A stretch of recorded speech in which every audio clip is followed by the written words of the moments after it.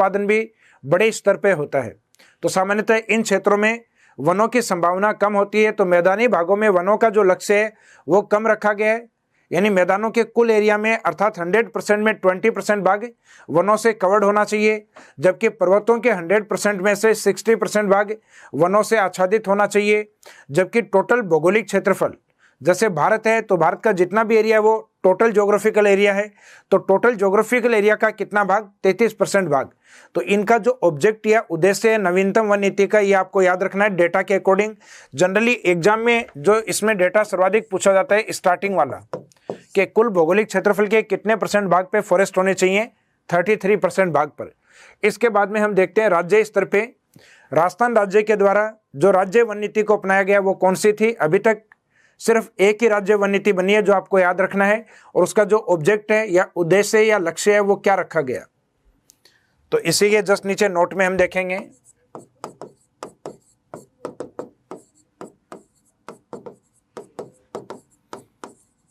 राजस्थान राज्य की राज्य वन नीति, स्टेट फॉरेस्ट पॉलिसी, इसको जारी किया गया था 18 फरवरी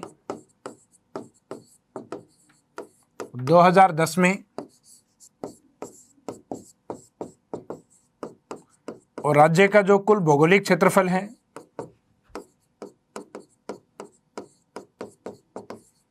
उस कुल भौगोलिक क्षेत्रफल के 20% भाग पर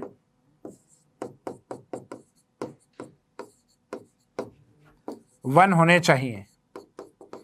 इसका मीनिंग राजस्थान के अंदर जो फॉरेस्ट्री का जो टारगेट रखा गया है वनों का वो केवल 20% रखा गया है, जबकि राष्ट्रीय वन नीति में भौगोलिक क्षेत्रफल के कितने % भाग पर है, 33% भाग को लक्ष्य किया गया है। तो आपको एक तो ये याद रखना है, क्योंकि राजस्थान में वन एरिया जो है, फॉरेस्ट एरिया जो है वो काफ़ी कम है। इस कारण हमने जो टारगेट या लक्ष्य है वो 33% को नहीं रख के पहले अपने 20% को रखा है। तो एक तो इसमें आपको ये चीज़ याद रखनी है, और एक राज्य की वन नीति के बारे में पूछा जाए तो आपको ईयर याद रखना है 2010, हालांकि इसमें मंथ भी याद रखिएगा। फरवरी 2010 में स्टेट फॉरेस्ट पॉलिसी को रिलीज किया गया था, और जिस दिन वन नीति को जारी किया गया था उसी दिन राजस्थान स्टेट में राज्य की जल नीति को भी जारी किया गया था। तो राजस्थान राज्य की जल नीति भी इसी दिन की है जिस दिन की वन नीति है। इसके बाद में अपन देखते हैं राजस्थान के अंदर उस टूरिस्ट या उस पर्यटक को लेकर आना जो सामान्यतः इकोलॉजी से प्रभावित होता है, इकोलॉजी यानी वनस्पति को देखकर। जबकि राजस्थान राज्य की देश में छवि क्या है, जैसे केरल या तमिलनाडु का कोई व्यक्ति जो टूरिस्ट के रूप में बाहर जाना चाहता है और वो ग्रीनरी एरिया में जाना चाहता है, तो वो सबसे पहले राजस्थान स्टेट का नाम अपने टूरिज्म वाली लोकेशन में से निकाल देता है या काट देता है, क्योंकि उसको ध्यान है कि राजस्थान का अधिकांश भाग है वो डेजर्ट या मरुस्थल के रूप में है। तो उस पर्यटक को राजस्थान लाया जाए, इस प्रकार के प्रयास राजस्थान सरकार कर रही है, और राजस्थान सरकार के द्वारा कहा गया कि हम उस पर्यटक को भी लेकर आएंगे जो इकोलॉजी से प्रभावित होता है। क्योंकि हमारे यहाँ कई ऐसी साइट हैं जैसे रणथंभौर अभ्यारण्य, सरिस्का अभ्यारण्य, राजस्थान में माउंट आबू सेंचुरी या माउंट आबू अभ्यारण्य। तो हम केवल डेजर्ट के लिए प्रसिद्ध नहीं है, हमारे यहाँ ग्रीनरी वाले एरियाज भी हैं। तो इसके लिए एक अलग से इको टूरिज्म पॉलिसी को बनाया गया था 2010 के अंदर, जो अभी 2021 में वापस रिन्यू कर दिया गया है। तो आप जो इको टूरिज्म पॉलिसी है उसको भी हम मेंशन करेंगे।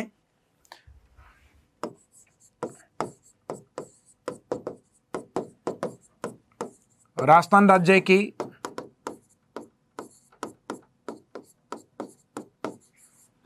इको टूरिज्म पॉलिसी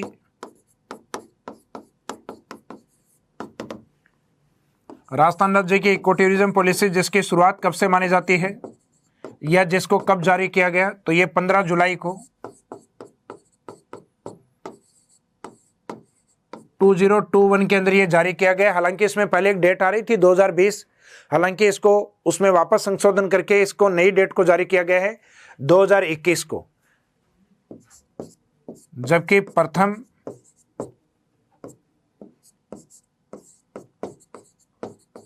चार फरवरी 2010। इससे पहले एक इको टूरिज्म पॉलिसी बन चुकी है जो कौन सी थी कि 4 फरवरी और 2010 वाली। इसका मीनिंग उसमें संशोधन होके अब नई इको टूरिज्म पॉलिसी आ गई है या राजस्थान की सेकंड इको टूरिज्म पॉलिसी आ गई 2021 के नाम से। तो दोनों को याद रखिएगा, 2010 और 2021।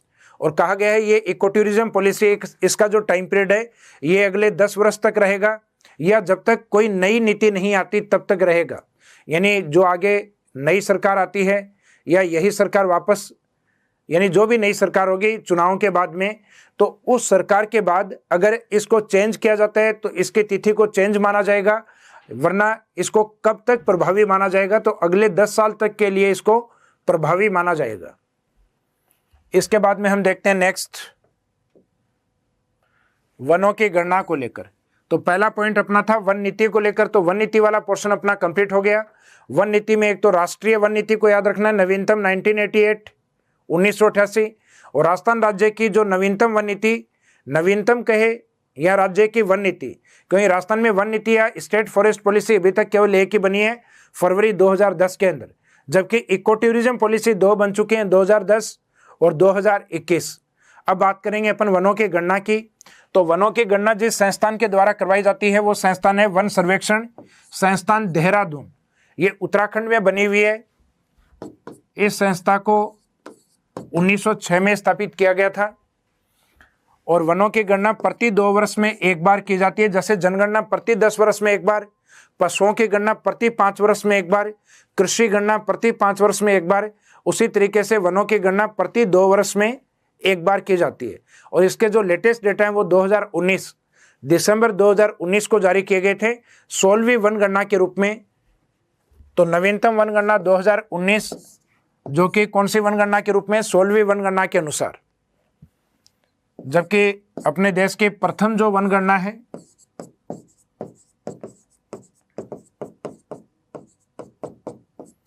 वो 1987 में जारी की गई थी। और आज 2019 तक पहुंचते पहुंचते अपन 16वीं वन तक पहुंच चुके हैं। तो एग्जाम में कई बार जनरल या एक सामान्य सा क्वेश्चन पूछ लिया जाता है कि 2019 के अंदर राष्ट्रीय स्तर पे कौन सी वन को आयोजित करवाया गया। तो आपको ये डेटा याद रखना है 16वीं वन को। हालांकि इस डेटा को अपन बार बार रिपीट करेंगे ताकि ये डेटा आपको आसानी से याद हो जाए। तो 16वीं वन के अनुसार राजस्थान में जो फॉरेस्ट्री या जो वन है वो कितने % है। तो राजस्थान के टोटल एरिया में से देखा जाए तो वनों का जो एरिया है वो 7.22%। राजस्थान में जो कुल वन है प्रतिशत अनुसार, यानी राजस्थान का जो टोटल एरिया है 100%, उसमें से फॉरेस्ट्री है वो लगभग 7% के आसपास, 7.22%। और 7.22% का जो एरिया या क्षेत्रफल है वो होता है 24,741.51 वर्ग किलोमीटर एरिया के अंदर। अब ये जो फॉरेस्ट्री परसेंटेज या जो एरिया है इसमें 2 प्रकार के डेटा शामिल किए जाते हैं। एक तो इसमें वन आच्छादित और एक वृक्ष आच्छादित, यानी इसमें फॉरेस्ट कवर्ड एरिया और ट्री कवर्ड एरिया। जैसे मैं 2 शब्द काम में ले रहा हूँ, एक तो वन आच्छादित और एक वृक्ष आच्छादित। तो जहाँ वन आच्छादित एरिया है वहाँ डेंसिटी अधिक होता है, यानी जितना भी कोई एरिया होता है उस एरिया के अगर 10% से अधिक भाग पर वन है तो उसको सामान्यतः कहा जाता है वन आच्छादित।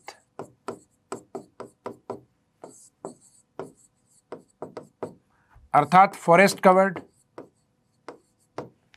और अगर उस एरिया में 10% से कम वन है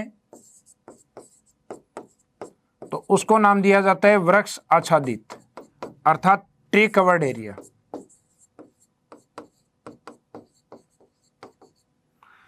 इसका मीनिंग इन दोनों शब्दों में सघनता का फर्क है। जहां वनों की सघनता या घनत्व अधिक होता है 10% से अधिक, उनको वन आवरण क्षेत्र, और जहां सामान्यतः वनों का सघनता या घनत्व 10% से कम होती है उसको वृक्ष आवरण क्षेत्र या वृक्ष आच्छादित क्षेत्र, यानी जहां वन अधिक है वो फॉरेस्ट और जहां कम है वहां ट्री। तो अपन देखते हैं 7.22 में कितना भाग है फॉरेस्ट कवर्ड के रूप में है। तो फॉरेस्ट कवर्ड एरिया लिया जाता है 4.86% भाग। और अगर इसका एरिया निकाल के देखेंगे तो एरिया आएगा इसका लगभग 16,629 वर्ग किलोमीटर। जबकि बचा हुआ भाग है वो ट्री कवर्ड के रूप में है जो कि 2.36%।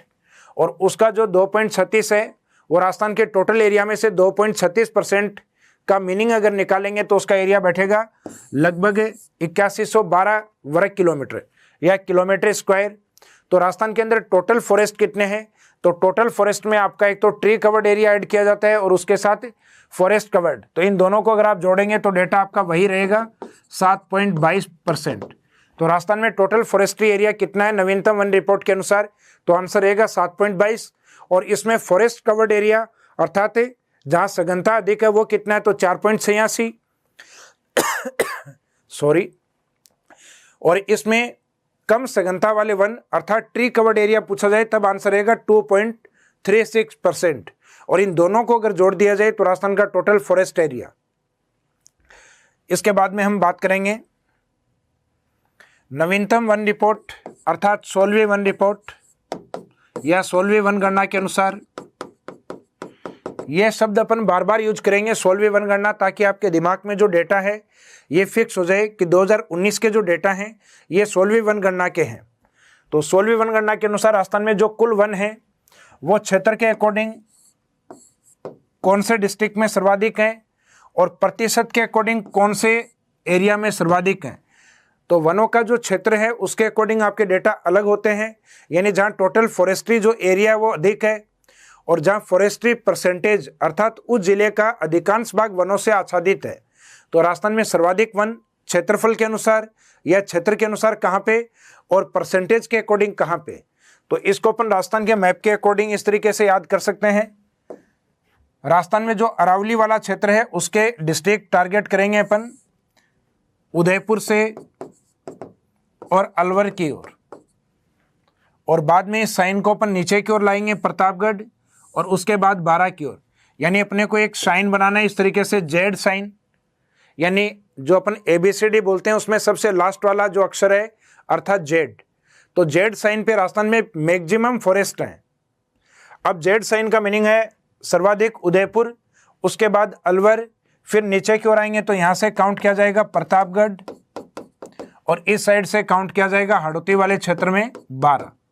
तो राजस्थान में वनों का क्षेत्रफल या वनों का विस्तार सर्वाधिक कहाँ पर है, तो आंसर रहेगा आपका उदयपुर, अलवर, प्रतापगढ़, बारां। इसमें उदयपुर का एरिया सर्वाधिक है 2757 वर्ग किलोमीटर।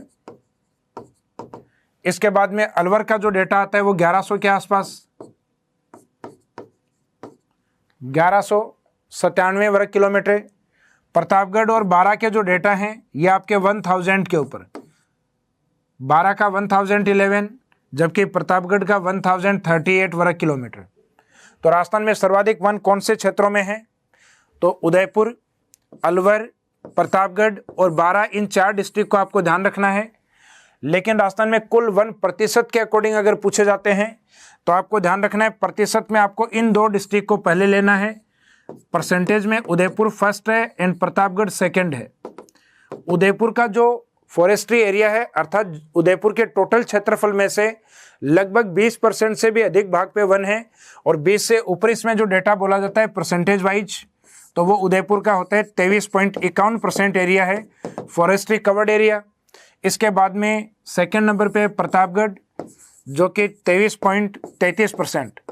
राजस्थान में केवल ये 2 जिले ऐसे हैं जहां राज्य वन नीति क्या कहती है कि ज्योग्राफिकल एरिया जितना भी है उसके कम से कम 20% भाग पे वन होने चाहिए। राष्ट्रीय वन नीति का तो टारगेट अलग है 33% भाग। तो राजस्थान के ऐसे केवल 2 ही जिले हैं उदयपुर, प्रतापगढ़ जहां राज्य वन नीति के अकॉर्डिंग अनुकूल वन है, यानी 20% से अधिक वन है। इसका मीनिंग परसेंटेज वाइज इनके बाद में जो जिले आएंगे सिरोही और करौली, वहां वन 20% से भी कम है, जिसमें सिरोही के अंदर लगभग 17% और करौली में लगभग 15%। तो इनके डेटाज को आप याद रखें। उदयपुर 23.51%, सेकेंड मैक्सिमम प्रतापगढ़ 23.33% और उसके बाद सिरोही वाला 17 और करौली वाला 15, वो 17.76 और नीचे वाला 15.75%। तो अप्रोक्सीमेट में परसेंटेज सभी के याद रखने की आवश्यकता नहीं है, लेकिन कम से कम ये याद रखिएगा 20% से ऊपर कौन से डिस्ट्रिक्ट हैं। तो 20% से ऊपर हैं एक तो उदयपुर और एक दूसरा प्रतापगढ़। अब इन क्षेत्रों में तो सर्वाधिक वन है क्षेत्रफल के अनुसार और प्रतिशत के अनुसार। हालांकि क्षेत्रफल और प्रतिशत में दोनों में जो अव्वल डिस्ट्रिक्ट है अर्थात नंबर 1 पर है वो दोनों में उदयपुर। ऐसा जरूरी नहीं है कि जहाँ क्षेत्र में वन अधिक होंगे वहाँ प्रतिशत में भी अधिक हों, लेकिन इस बार की वनगणना में ऐसा है, राजस्थान में वन क्षेत्र सर्वाधिक उदयपुर का और वन प्रतिशत भी सर्वाधिक उदयपुर का।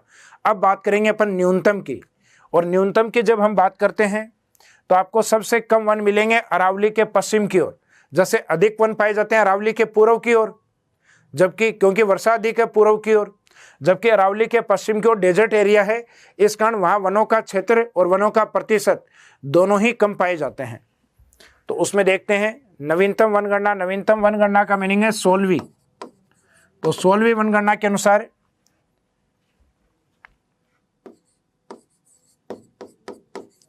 न्यूनतम वन, जबकि इससे पहले वाले डेटा थे अधिकतम। न्यूनतम वन चूरू में, हनुमानगढ़ में, जोधपुर में और श्री गंगानगर के अंदर। तो इनको आपको इस तरीके से याद रखना है कि अरावली का जो पश्चिमी भाग है जहां वन कम पाए जाते हैं, और कम वन पाया जाना अपने लिए एक तरीके से नेगेटिव सेंस में लिया जाता है इस चीज को, कि इस क्षेत्र में सामान्यतः वन कम है। तो नेगेटिव का मीनिंग यहाँ पे उल्टे एन साइन को लिखेंगे अपन, इस तरीके का एक साइन लिखेंगे जिस पे शुरुआत हम करते हैं इस साइड से चूरू से, चूरू के बाद में उत्तर की ओर जाएंगे तो वहाँ पे हनुमानगढ़, इस साइड में आएंगे तो यहाँ पे वैसे बीकानेर होता है लेकिन यहाँ अपन इंडिकेट करेंगे जोधपुर, और जहाँ बीकानेर है वहाँ जोधपुर लिखा है तो बीकानेर के ऊपर क्या होता है श्री गंगानगर। तो राजस्थान में ये वो डिस्ट्रिक्ट हैं जहाँ सबसे कम वन पाए जाते हैं, अर्थात सबसे कम चूरू में, बाद में हनुमानगढ़, उसके बाद जोधपुर और श्री गंगानगर। तो यहाँ वन सबसे कम पाए जाते हैं एरिया वाइज। जब बात हम परसेंटेज के अकॉर्डिंग करें तो परसेंटेज में आपका जोधपुर फर्स्ट और चूरू सेकंड। राजस्थान में सबसे कम वन प्रतिशत के अनुसार जोधपुर में है, और दूसरे नंबर पे परसेंटेज के अकॉर्डिंग चूरू के अंदर। यानी जोधपुर का जितना भी एरिया है, जोधपुर को अगर 100% माना जाए तो उसके टोटल एरिया में से वन केवल 0.47% भाग पर है, अर्थात 1% भाग से भी कम एरिया में वन है। जबकि बात चूरू की की जाए तो चूरू में वनों का क्षेत्र तो सबसे कम है, मात्र 82 वर्ग किलोमीटर, लेकिन वहाँ वनों का प्रतिशत जोधपुर के बाद दूसरे नंबर पे सबसे कम है, जो कि अपन मानते हैं 0.59%। बाद में जोधपुर और चूरू दोनों के टच में एक डिस्ट्रिक्ट आता है नागौर, उसका जो फॉरेस्ट परसेंटेज है वो जोधपुर चूरू के बाद में तीसरे नंबर पे सबसे कम माना जाता है 0.83%। और फिर पश्चिमी राजस्थान का सबसे बड़ा जिला अर्थात जैसलमेर नंबर 4 पे सबसे कम वन। तो राजस्थान में वनों का प्रतिशत सबसे कम जोधपुर का है, जबकि वनों का क्षेत्र या विस्तार सबसे कम चूरू डिस्ट्रिक्ट का है। तो जैसे कि हम बात करते हैं वनों के क्षेत्रफल की, तो सबसे कम चूरू डिस्ट्रिक्ट, और चूरू के बाद में ऊपर की ओर जाते हैं हनुमानगढ़, फिर जोधपुर और फिर श्री गंगानगर। यानी उल्टा एन साइन याद करना है।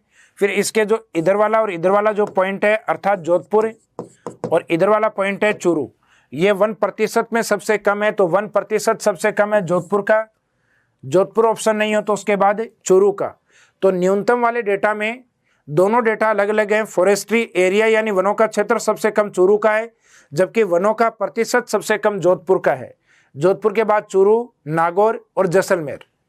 इसके बाद में हम देखते हैं कि राजस्थान के वो जिले जहां वनों के अंदर बढ़ोतरी हुई है और कुछ ऐसे जिले जहां वनों के अंदर कमी हुई है। तो राजस्थान में बढ़ोतरी सामान्यतः उन क्षेत्रों में होगी जहां पहले से डेजर्ट एरिया है, कम वन है। तो कम वन वाले क्षेत्रों में वन बढ़ना पॉसिबल है, लेकिन जिन क्षेत्रों में ऑलरेडी पहले से ही अधिकतम वन है तो वहां वनों को और अधिक नहीं बढ़ाया जा सकता, उन क्षेत्रों में सामान्यतः वन कम होते हैं। तो राजस्थान में इस बार 16वीं वनगणना के अनुसार सामान्यतः एक तो जो टोटल वनों की बात करें तो एक तो वनों में बढ़ोतरी हुई है। ये कुल वनों की बात है कि पहले अपना जितना वन क्षेत्र था और आज वर्तमान में जितना वन क्षेत्र है उसमें इस बार अपने बढ़ोतरी हुई है। बढ़ोतरी सर्वाधिक कौन से जिलों में हुई है तब बात करेंगे। सबसे पहले डेजर्ट वाले 2 डिस्ट्रिक्ट, इंटरनेशनल बॉर्डर पे नीचे से चलेंगे अपन बाड़मेर से जैसलमेर की ओर, एक ट्राइबल डिस्ट्रिक्ट लिया जाएगा, आदिवासी क्षेत्र का जिला लिया जाएगा। तो 16वीं वनगणना के अनुसार नवीनतम 16वीं वनगणना के अनुसार सर्वाधिक बढ़ोतरी बाड़मेर, जैसलमेर और डूंगरपुर। तो आप डेजर्ट वाले 2 डिस्ट्रिक्ट को याद रखिएगा। और सर्वाधिक कमी कौन से क्षेत्रों में आई है तो जहां वनों का परसेंटेज या प्रतिशत सर्वाधिक था, अर्थात उदयपुर और प्रतापगढ़, इन 2 जिलों में सर्वाधिक कमी दर्ज की गई है। और नंबर 3 पे आता है झालावाड़ जहां कमी दर्ज की गई है। तो कम से कम आपको ये याद होना चाहिए राजस्थान में वनों में बढ़ोतरी किस क्षेत्र में, तो बढ़ोतरी हुई है डेजर्ट एरियाज में। और वनों में कमी कहाँ पे हुई है, तो जहाँ ऑलरेडी 1% ज़्यादा है, अर्थात उदयपुर और प्रतापगढ़, इन क्षेत्रों में वनों में कमी दर्ज की गई है। इसके बाद में हम बात करते हैं बढ़ोतरी वाले अगर डिस्ट्रिक्ट देखे जाएं तो वो इस साइड में रहेंगे। बढ़ोतरी सबसे ज़्यादा बाड़मेर नंबर 1 और नंबर 2 लिया जाता है जैसलमेर। कमी वाले के अंदर लिए जाते हैं एक तो इस साइड से उदयपुर डिस्ट्रिक्ट और एक राजस्थान का नंबर 2 पे कमी सर्वाधिक जिसमें यह प्रतापगढ़ और नंबर 3 इस साइड में झालावाड़।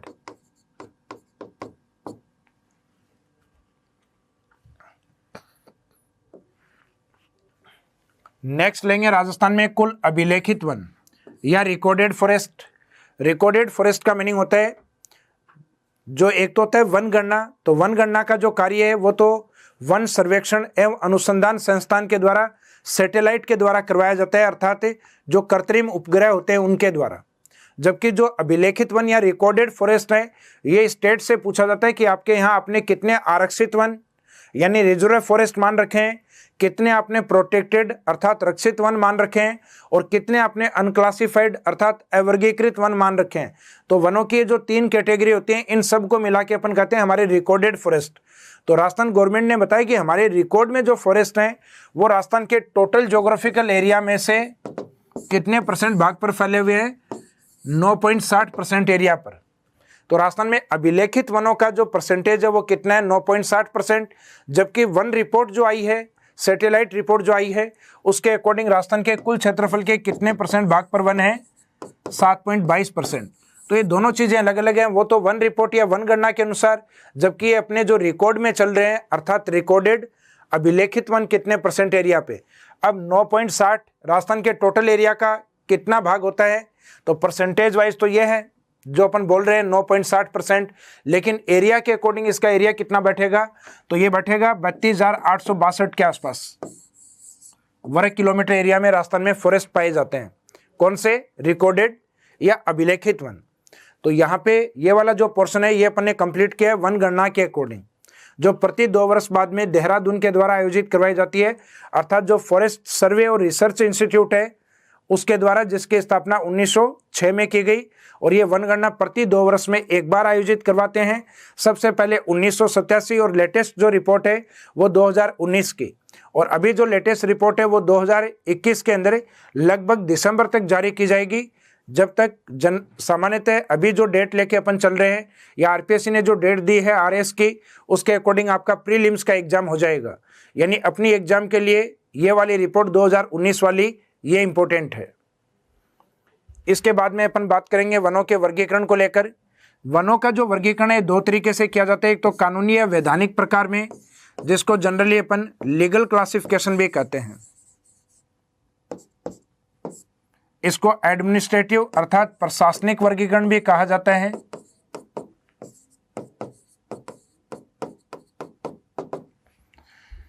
इसके बाद में जो दूसरा होता है भौगोलिक वर्गीकरण, जो कि मुख्यतः जलवायु तत्वों के ऊपर डिपेंड करता है। जलवायु तत्व जैसे वर्षा है और तापमान है। तो वर्षा या तापमान के आधार पर जो राजस्थान की जलवायु को भौगोलिक भागों में डिवाइड किया गया है उसके प्रकार होते हैं सामान्यतः 5 प्रकार। जबकि प्रशासनिक या जो कानूनी वन है ये फिक्स होते हैं 3 प्रकार। भौगोलिक वन तो वैसे भी कई बुक्स में 4 लिखे हुए हैं, कई जगह 6 भी लिख देते हैं। यानी उनका जो क्लासिफिकेशन है वो अपने आप में स्टैंडर्ड या मानक नहीं है, अलग अलग व्यक्तियों के द्वारा अलग अलग भौगोलिक वन माने गए हैं। जबकि कानूनी, वैधानिक या प्रशासनिक वनों के बारे में पूछा जाए तो वो फिक्स होते हैं और उनकी एक डेफिनेशन होती है, जहाँ कुछ चीज़ें आपको अलाउ की जाती हैं और कुछ चीज़ें जहाँ बैन होती हैं, उसके अकॉर्डिंग उनको डिवाइड किया जाता है। तो सबसे पहले अपन देखेंगे वनों के वर्गीकरण में कानूनी या प्रशासनिक वनों को, जो कि सामान्यतः 3 प्रकार के होते हैं। एक तो होते हैं आरक्षित वन। इन वनों में एक तो होते हैं आरक्षित को अपन कहते हैं रिजर्व फॉरेस्ट। जैसे आप लंबी दूरी की यात्रा करते हैं तो बस में या ट्रेन में अपनी सीट का क्या करवाते हैं, रिजर्वेशन, और उस सीट पे किसी भी दूसरे व्यक्ति का बैठना प्रतिबंधित है। तो उसी तरीके से सरकार के द्वारा जो वन रिजर्व फॉरेस्ट घोषित किए हुए हैं उन क्षेत्रों में कोई दूसरा व्यक्ति आकर लकड़ी नहीं काट सकता, पशुचारण नहीं कर सकता, उन क्षेत्रों में आखेट या शिकार नहीं कर सकता। तो सामान्यतः जिन क्षेत्रों में लकड़ी काटना, पशुचारण और शिकार पूर्णतः प्रतिबंध है, यानी कंप्लीटली बैन है, उनको कहा जाता है रिजर्व फॉरेस्ट। एक इसका बिल्कुल अपोजिट होता है अवर्गीकृत वन। शिकार तो हालांकि आप कहीं पे भी नहीं कर सकते वन्य जीवों का, लेकिन वहां लकड़ी काटना प्रतिबंधित नहीं है और पशु चराना प्रतिबंधित नहीं है। तो आरक्षित वनों का बिल्कुल अपोजिट होता है अवर्गीकृत वन, जहां लकड़ी काटने और पशुचारण पर कोई प्रतिबंध या कोई रोक नहीं है। इसका मीनिंग इनके बीच की जो श्रेणी है उसको कहा जाता है प्रोटेक्टेड फॉरेस्ट। प्रोटेक्टेड के नाम से ही पता लग रहा है, प्रोटेक्शन यानी संरक्षण या उनकी रक्षा करना, तो उनको रक्षित या संरक्षित वन कहा जाता है। वहां लकड़ी काटना आपको अलाउ किया जाता है, पशु चराना आपको अलाउ किया जाता है, लेकिन सीमित मात्रा में। पेड़ को आप उस हिस्से से काटिए जो आपके काम में भी आ जाए, लेकिन पेड़ भी समाप्त नहीं हो। पशुचारण का कार्य यानी पशु चराने का जो कार्य है, आप उस क्षेत्र में एक सीमित क्षेत्र एक सीमित समय तक करें, उसके बाद में दूसरे स्थान पे जाके पशु चराएं, फिर दूसरे स्थान से कहीं दूसरे स्थान पर। तो बार बार अगर जगह चेंज करेंगे तो पहले के जो पशु चारागाह हैं उसके अंदर घास वापस ग्रो कर जाएगी। तो हम सामान्यतः कहते हैं अपन जहाँ पशु चराने का कार्य कर सकते हैं और लकड़ी को काटने का काम भी कर सकते हैं, लेकिन सीमित मात्रा में वनों को प्रोटेक्ट करते हुए, तो उन वनों को कहते हैं प्रोटेक्टेड अर्थात रक्षित वन। तो एक वन जहाँ ये सभी कार्य प्रतिबंध होते हैं आरक्षित, एक वन जहाँ सभी कार्य अलाउ होते हैं, सामान्यतः लकड़ी काटना और पशु चराना वो अवर्गीकृत, और जहाँ लकड़ी काटना और पशुचारण इन पे सीमित प्रतिबंध होता है वो होते हैं रक्षित या संरक्षित वन। राजस्थान में सर्वाधिक प्रोटेक्टेड फॉरेस्ट अर्थात रक्षित या संरक्षित वन सर्वाधिक पाए जाते हैं। इनके जो ये इंग्लिश शब्द हैं ये आपको ध्यान रखने हैं। तो राजस्थान में सर्वाधिक पाए जाने वाले जो वन हैं ये प्रोटेक्टेड फॉरेस्ट हैं, जो राजस्थान के कुल वैधानिक या प्रशासनिक वनों में लगभग कितना परसेंट पार्ट है, 56.43%। जबकि इससे पहले वाले जो वन है आरक्षित वन ये अप्रोक्सीमेट 37%, और लास्ट वाले जो वन है वो अप्रोक्सीमेट 6.52 अर्थात अनक्लासिफाइड फॉरेस्ट। तो आपको जो बीच वाले फॉरेस्ट हैं इनके बारे में याद रखना है, इनको रक्षित, और इन्हीं के लिए एक शब्द और भी यूज किया जाता है संरक्षित। राजस्थान में आरक्षित वनों का मीनिंग है जहां वन अभ्यारण्य या राष्ट्रीय उद्यान अधिक हैं। तो राजस्थान में वन सर्वाधिक कौन से क्षेत्र में है, तो वन सर्वाधिक उदयपुर में है, और उदयपुर राजस्थान का वो डिस्ट्रिक्ट है जहां अभ्यारण्य सर्वाधिक हैं। तो जहां अभ्यारण्य सर्वाधिक होंगे तो अभ्यारण्य क्षेत्र अपने आप में क्या होते हैं, रिजर्व एरिया होते हैं, जहां कोई भी व्यक्ति जाके पेड़ काट के नहीं ला सकता, प्रतिबंधित एरिया है। जहां कोई व्यक्ति जाके पशु नहीं चरा सकता, प्रतिबंधित एरिया है। जहां कोई व्यक्ति जाके शिकार नहीं कर सकता क्योंकि प्रतिबंधित क्षेत्र है। तो राजस्थान में आरक्षित वनों का विस्तार सर्वाधिक उदयपुर में, तो इनका जो एरिया है मैक्सिमम उदयपुर, जबकि रक्षित वन है सर्वाधिक 12 में, और लास्ट वाले अवर्गीकृत वन है ये सर्वाधिक पाए जाते हैं बीकानेर की ओर। तो इनका जो क्राइटेरिया ये आपको याद रखना है, आरक्षित यानी जहां सभी कार्य प्रतिबंधित, अवर्गीकृत जहां लगभग कार्य आपको अलाउ किए जाते हैं शिकार के अलावा, और रक्षित जहां अलाउ तो किए जाते हैं लेकिन सीमित मात्रा के अंदर। इसके बाद में आपके रहता है नेक्स्ट वनों का भौगोलिक वर्गीकरण। भौगोलिक वर्गीकरण मुख्यतः जलवायु पर आधारित होता है, अर्थात वर्षा एवं तापमान के आधार पर। वनों का भौगोलिक वर्गीकरण मुख्यतः वर्षा एवं तापमान के आधार पर किया गया है, और इसमें 5 प्रकार के भौगोलिक वन माने गए हैं। अब इन 5 प्रकार के वनों में कौन कौन से हैं, तो इनको अपन राजस्थान के मैप के अकॉर्डिंग देखेंगे। पहले जैसे राजस्थान का मैप है,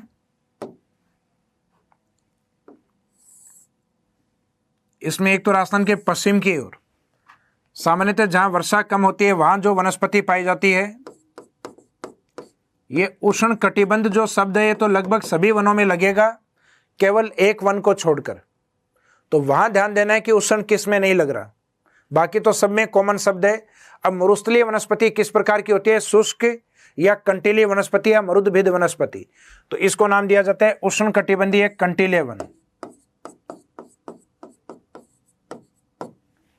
इसके बाद में इसके पूर्व में जो वनस्पति पाई जाती है उसको नाम दिया जाता है उष्ण कटिबंध, धोक वन, जो सामान्यतः कंटीले वनों की तुलना में अधिक वर्षा वाले वन हैं।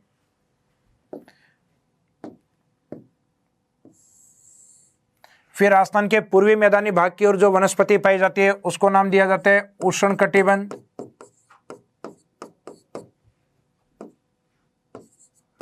उष्णकटिबंध मानसूनी, मानसूनी को अपन पतझड़ वन भी कहते हैं। लेकिन राजस्थान के अंदर जो मानसूनी या पतझड़ वन है वो कम वर्षा वाले हैं, इस कारण इनको आदर शब्द यूज नहीं करेंगे अपन। इनसे पहले एक शब्द लगाएंगे शुष्क, तो इसको बोला जाएगा उष्णकटिबंधीय शुष्क मानसूनी वन।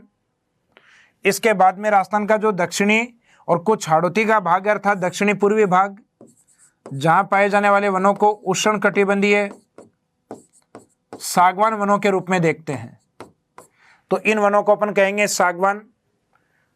तो इसका मीनिंग है उष्णकटिबंध इन सब वनों में आता है, सिर्फ इनके जो उष्णकटिबंध तो कॉमन शब्द है, इनके आगे के जो शब्द हैं वो आपको याद रखना है। यानी सागवान वन, उसमें शुष्क मानसूनी वन, अरावली के पश्चिम में धोक वन या धोकड़ा वन, इसी धोक को अपन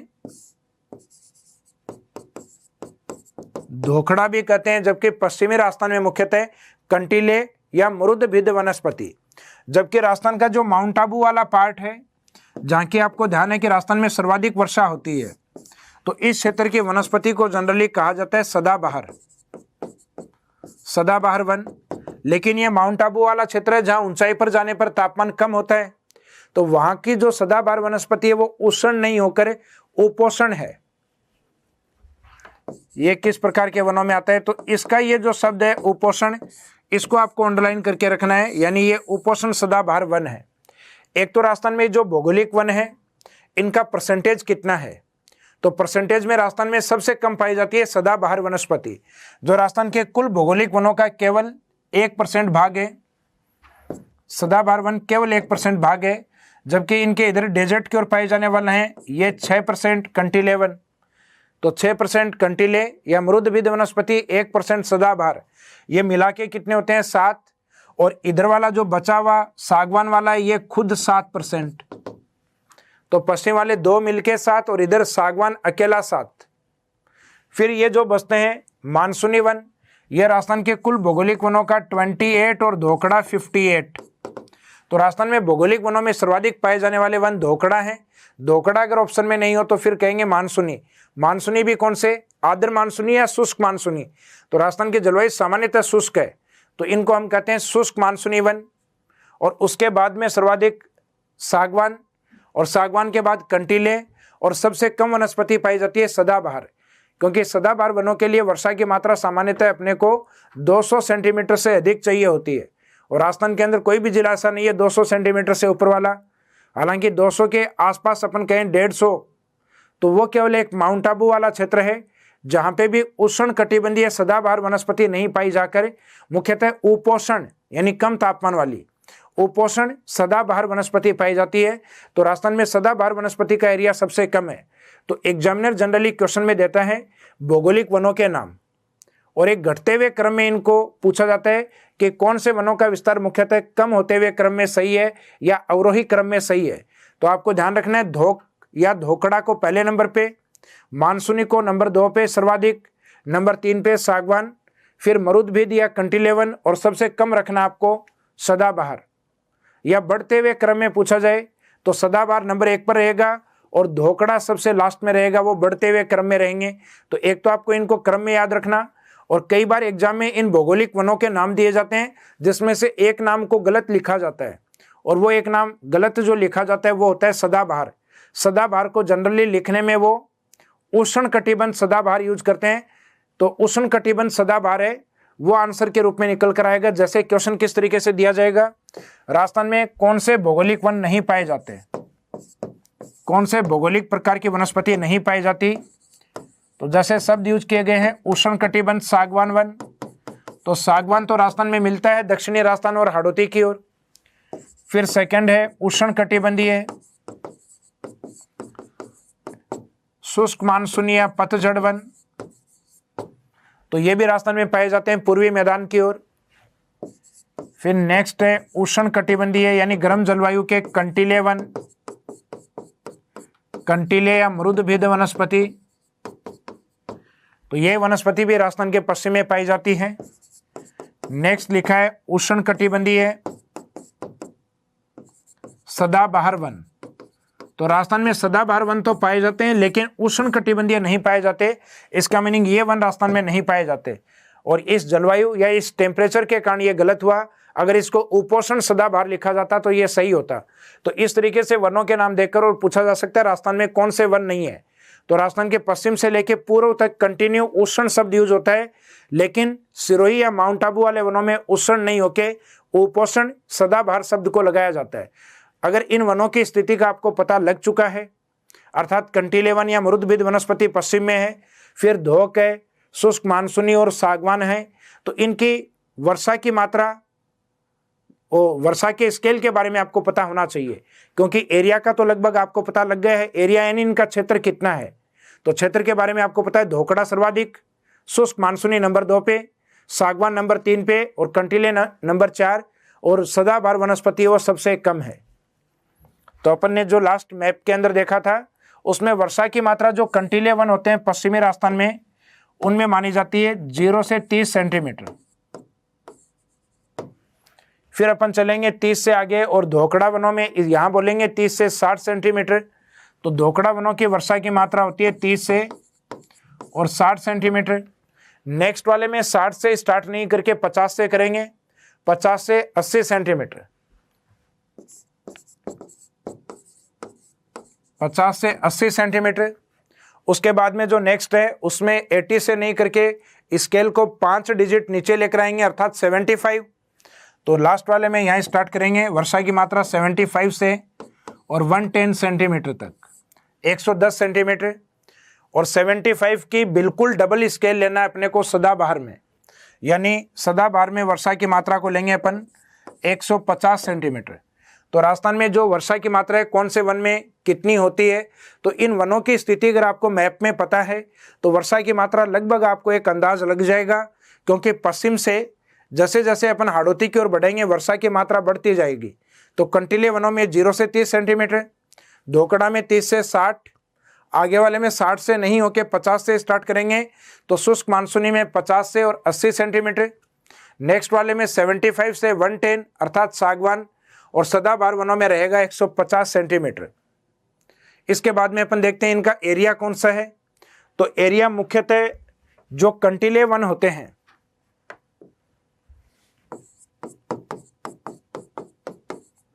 कंटीले वन जिनको सामान्यतः बोला जाता है उष्णकटिबंधीय कंटीले वन या मृदभिद वनस्पति,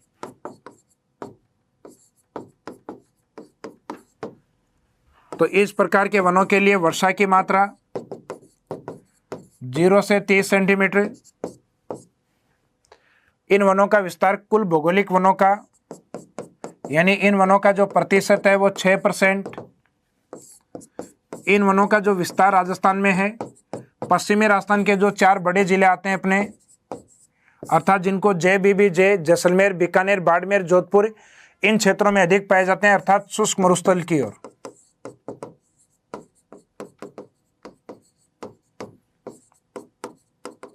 शुष्क मरुस्थलीय क्षेत्र की ओर इनका विस्तार अधिक है। और इसमें मुख्यतः जो वनस्पति या वन है वो कौन कौन से अधिक हैं, तो वनस्पति इसमें पाई जाती है एक तो कैक्टस अर्थात नागफनी,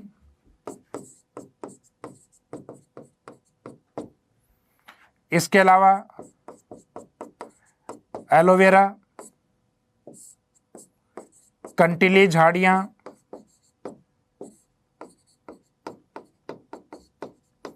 तो सामान्यतः जो थोरनी बुश होती हैं, कंटीली झाड़ियां होती हैं, वो भी मृदभिद वनस्पति के एग्जाम्पल हैं।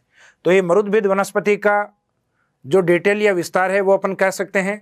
और इस वनस्पति का जो महत्व है वो क्या होता है, ये मरुस्थलीकरण को आगे बढ़ने से रोकती है। तो सामान्यतः लास्ट में इसके महत्व को अगर इंडिकेट करना चाहें तो लिख सकते हैं कि इस वनस्पति का जो महत्व है वो मरुस्थलीकरण को अर्थात मरुस्थल को आगे बढ़ने से रोकती है। इसके बाद में इसके पूर्व में जो दूसरे प्रकार के वन हैं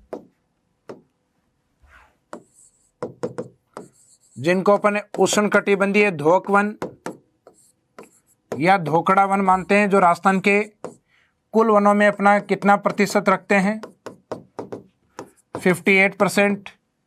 इन वनों में जो वर्षा की मात्रा है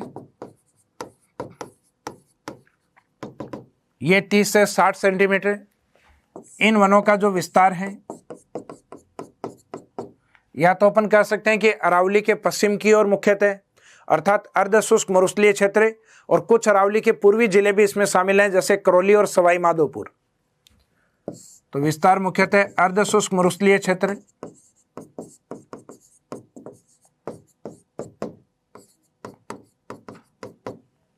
उसके अलावा सवाई माधोपुर एवं करौली। और इन वनों का जो एग्जाम्पल है, अर्थात इसमें वृक्ष कौन कौन से होते हैं, तो सामान्यतः इसमें वृक्ष वो लिए जाते हैं जो हमारे खेतों में अधिक मिलते हैं, यानी अरावली के पश्चिम में जिन लोगों के खेत हैं और उन खेतों में पाए जाने वाले जो प्रमुख वृक्ष हैं, जैसे खेजड़ी,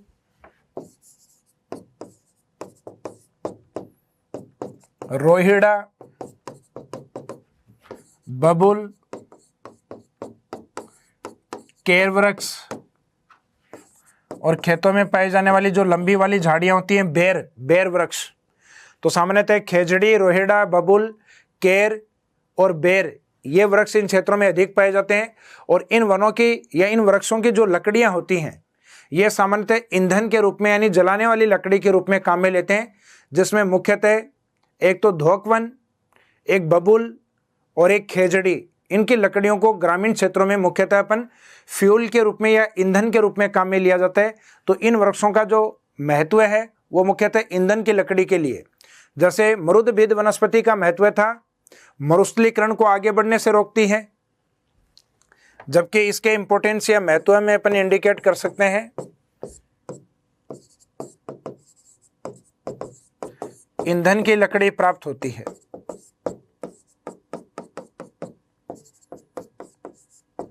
ईंधन की लकड़ी प्राप्त होती है। जबकि इसके बाद में पाए जाने वाले जो वन है पूर्वी राजस्थान की ओर, जिनको अपन उष्ण कटिबंधीय मानसूनी, लेकिन कम वर्षा वाले मानसूनी, इस कारण इनको कहा जाता है शुष्क मानसूनी। शुष्क मानसूनी और मानसून जाने पे पत्ते झड़ते हैं इनके, इस कारण पतझड़ वन। एक तो इन वनों के अंदर वर्षा की मात्रा है, दोहक वनों से आगे बढ़ती है, तो 60 से आगे नहीं करके 50 से आगे लेंगे, 50 से 80 सेंटीमीटर। राजस्थान में ये वन है, धोक वनों के बाद सर्वाधिक पाए जाते हैं। तो इन वनों का जो प्रतिशत है भौगोलिक वनों में, इनका 28% और 58% था धोक वनों का। इनका जो विस्तार है वो राजस्थान के एक तो मैदानी भाग वाले जिलों में है, जिनमें 4 डिस्ट्रिक्ट लेते हैं अपन, ABCD, अर्थात अलवर, भरतपुर, करौली, धौलपुर। और इन मानसूनी वनों के अंदर एक लेते हैं अपन मेवाड़ वाला एरिया। मेवाड़ का मीनिंग होता है उदयपुर, चित्तौड़, एक उदयपुर के ऊपर वाला राजसमंद, एक चित्तौड़ के ऊपर वाला भीलवाड़ा। तो मुख्यतः मानसूनी में इस शब्द को टारगेट करना, मैं वाले को, और एरिया भी ऐसा ही होगा, एक तो मैदान वाले और एक मेवाड़ वाले। तो मैदान वाले में अलवर, भरतपुर, करौली, धौलपुर, यानी ABCD की जगह आपको डिस्ट्रिक्ट लिखने हैं अलवर, भरतपुर, करौली, धौलपुर। मेवाड़ की जगह उदयपुर, चित्तौड़, राजसमंद और भीलवाड़ा डिस्ट्रिक्ट। और इसमें जो वृक्षों के एग्जाम्पल हैं, यानी इसमें वृक्ष कौन कौन से हैं, तो इसमें एक तो वृक्ष होते हैं आपके जिसमें 3 शय यूज करते हैं, 3 वृक्ष कंटिन्यू आते हैं आपके यहाँ पे, शय वाले शाल, सागवान और शीशम। और इन्हीं के साथ 2 वृक्ष और बोलते हैं, आम और चंदन।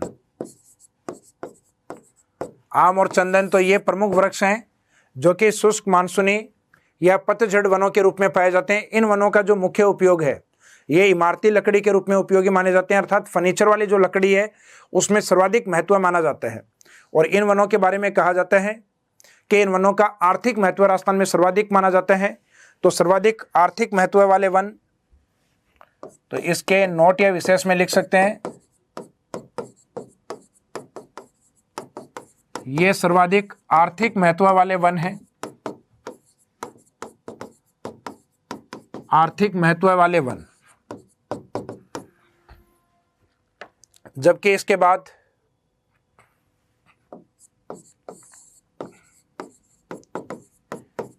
उष्णकटिबंधीय सागवान वन, उष्णकटिबंधीय जो सागवान वन है इनमें वर्षा की मात्रा शुष्क मानसूनी वनों की तुलना में आगे बढ़ती है, अर्थात वो लास्ट वाला था 50 से 80, तो अब यहाँ आगे 80 से नहीं लेकर 75 से लेंगे अपन, तो वर्षा वहाँ 75 से और अप्रोक्सीमेट 110 सेंटीमीटर के आसपास। राजस्थान के कुल भौगोलिक वनों का ये कितना प्रतिशत है, तो इसमें वन के नाम के अंदर एक शब्द है सा, तो इसी से लेंगे 7%, 7%। और इनका जो विस्तार है राजस्थान के अंदर सागवान वनों का, एक तो राजस्थान के दक्षिण वाले जिले जिनको हम कहते हैं वागड़, और एक हाड़ौती वाले जिले जिसमें आते हैं कोटा एवं झालावाड़। तो वागड़ का मीनिंग आपको पहले बताया था कि राजस्थान के दक्षिणी जो आदिवासी क्षेत्र के जिले हैं बांसवाड़ा, डूंगरपुर, प्रतापगढ़, यानी इस वागड़ की जगह आप लिख सकते हैं बांसवाड़ा, डूंगरपुर, प्रतापगढ़, कोटा एवं झालावाड़, इन क्षेत्रों में ये वन सर्वाधिक पाए जाते हैं। और इन वनों के जो एग्जाम्पल हैं, अर्थात इसमें कौन से वृक्ष शामिल हैं, तो वृक्ष के तौर पे यहाँ बोल सकते हैं अपन कि इसमें जीएमटी याद रखने का एक तरीका है, जी से गुल्लर, एम से महुआ वृक्ष और टी से तेंदु वृक्ष। तो मुख्यतः गुल्लर, महुआ, तेंदु ये वृक्ष इस क्षेत्र में सर्वाधिक पाए जाते हैं। उसके बाद में अपन देखेंगे इन वृक्षों का महत्व।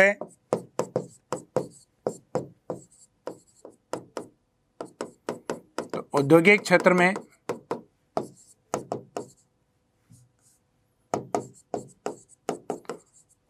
क्षेत्र में सर्वाधिक महत्व है। इसमें एक वृक्ष है जो महुआ वृक्ष है। मुख्यतः इस महुआ वृक्ष के जो फूल होते हैं उन फूलों से लिकर अर्थात शराब बनाई जाती है, और महुआ वृक्ष की जो छाल होती है उस छाल से मुख्यतः मेडिसिन या दवाइयाँ बनाई जाती हैं जोड़ों के दर्द की। तो इसका मीनिंग इसके मुख्यतः इंडस्ट्रियल यूज हैं, औद्योगिक उपयोग हैं। इसके बाद में आता है तेंदु पत्ता। तो जो तेंदु पत्ता होता है उसको काम में लिया जाता है बीड़ी उद्योग के अंदर। तो इसका मीनिंग इस प्रकार के जो वन है सागवान श्रेणी के, इनका इंडस्ट्रियल इंपॉर्टेंस या औद्योगिक उपयोग सर्वाधिक माना जाता है। इसके बाद लास्ट में सर्वाधिक वर्षा वाले वन जो राजस्थान में सबसे कम है, क्योंकि राजस्थान में सर्वाधिक वर्षा वाले स्थान सबसे कम है, जैसे कि माउंट आबू। तो उस क्षेत्र में पाई जाने वाली वनस्पति को उष्ण शब्द से अपन नहीं लिख के उपोष्ण से लिखेंगे। तो उपोष्ण सदाबहार वन जो कि मुख्यतः माउंट आबू अर्थात सिरोही के भी सिर्फ एक एरिया में ही पाए जाते हैं, माउंट आबू क्षेत्र के अंदर। तो इसके बाद में अपन देखते हैं पॉइंट नंबर 5, भौगोलिक वनों में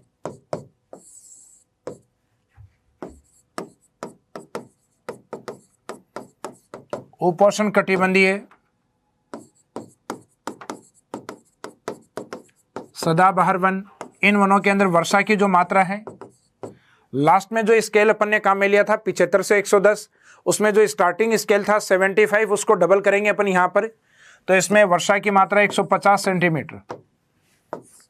और ये राजस्थान के कुल वनों का कितना परसेंट है, भौगोलिक वनों का ये लगभग 1%, अर्थात भौगोलिक वनों में सबसे कम है। जबकि कानूनी या जो प्रशासनिक वन थे उनमें सबसे कम थे अवर्गीकृत वन, और सर्वाधिक थे वहाँ रक्षित। और भौगोलिक वनों में सर्वाधिक धोकड़ा, और भौगोलिक वनों में सबसे कम है सदाबहार वन, उपोष्ण सदाबहार। इनका जो विस्तार है उसमें केवल एक क्षेत्र का नाम आएगा, विस्तार है माउंट आबू, जो कि इसका पार्ट है सिरोही का। इसमें कुछ प्रमुख वन संपदा या वृक्ष जो काउंट किए जाते हैं।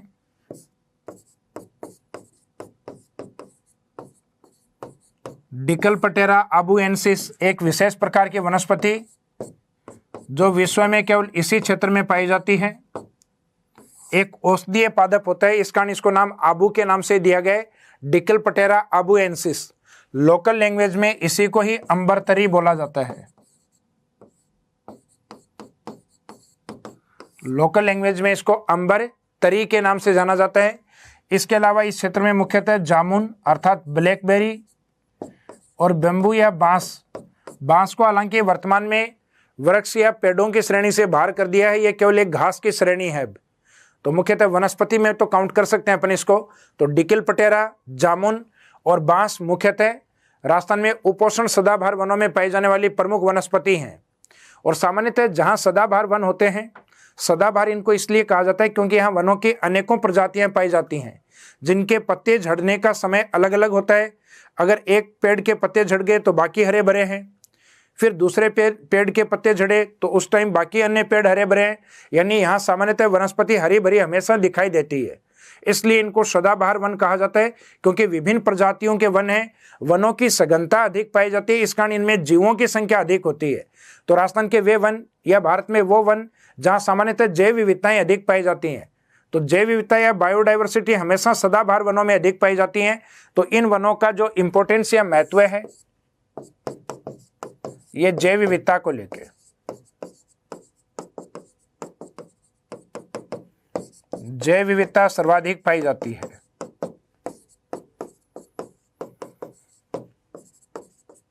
तो हर प्रकार के जो वन हैं उनका अपना एक इंपॉर्टेंस है। जैसे मरुस्थलीय वनों का इंपॉर्टेंस है, मरुस्थलीकरण को आगे बढ़ने से रोकते हैं।